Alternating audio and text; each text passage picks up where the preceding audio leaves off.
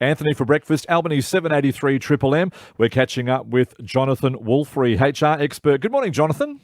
Good morning, Anthony. Okay, vaccines have arrived. Come Monday, the first doses of the Pfizer vaccine are going to be administered to first priority people.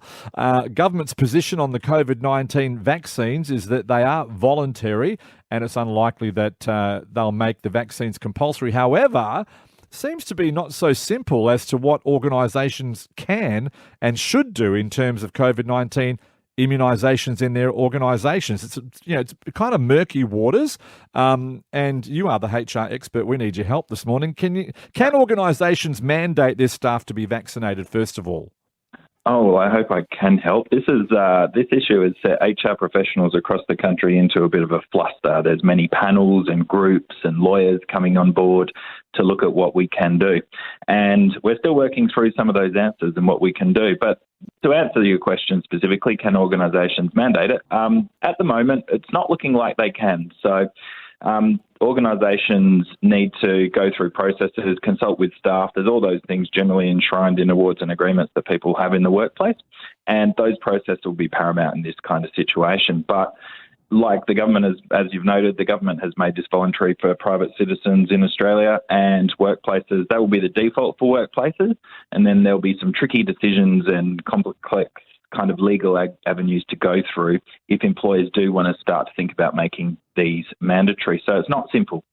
Okay, can my organisation require me to disclose if I've had the vaccine?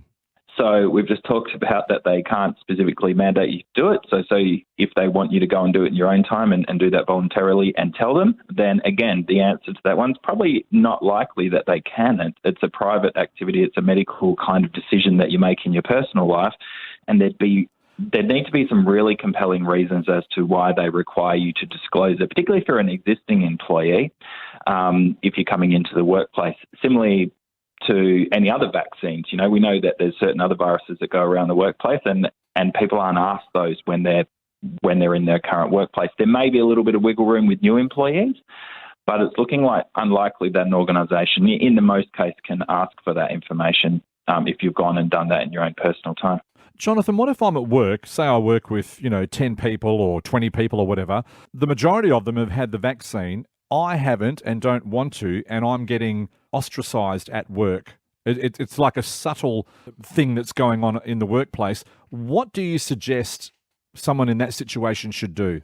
That is a tricky one. I think these things are similar to things we experience for a whole range of reasons in the workplace as well. So we have the skills to be able to deal with any kind of inappropriate kind of singling out, ostracising, isolating people. So if you're the person that is being ostracised and things like that, I think the first thing to do is, and you can't have those informal individual conversations to say, look, guys, it's gone beyond a joke. I don't find it funny. It's a personal decision. Articulate your decision. It's best to organise those things informally, but we do know and we see time and time again where that is not possible. I think bringing it to the attention of the supervisor or the boss or the manager and things like that is the only other step at this point from if you can't resolve it informally. But I think trying informal wherever you can is good. Some people just don't realise it. They don't realise the harm or the frustration that you can get from it. Office humour in politics mean that people are used to dealing with that. So at least make it clear to them.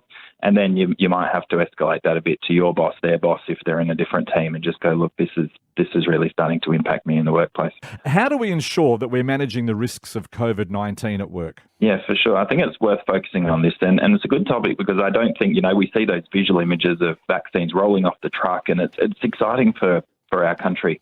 But it's not going to solve everything in the workplace and things like that. So we need to look in workplaces at how we manage risk more generally, including of COVID, how we make sure our staff are safe, because we have an obligation, organisations have an obligation to make sure staff are safe, and continue these things such as hygiene, social distancing, the regular cleaning, all these kind of things. They will still be important when the vaccine's up and about and when more people have it as well. So we need to not think of the immunisation, the vaccine, as a panacea. We need to really try and embed culturally and in our practices in organisations these safe health practices that perhaps we could have even had before, but are more important than ever now in the workplace. And employers need to continually provide a safe workplace, whether it's trips, injuries, falls, or whether it's viruses and pandemics. So we need to keep on top of that. Thanks very much, HR expert Jonathon Woolfrey. Really appreciate your time, and we'll talk again next week.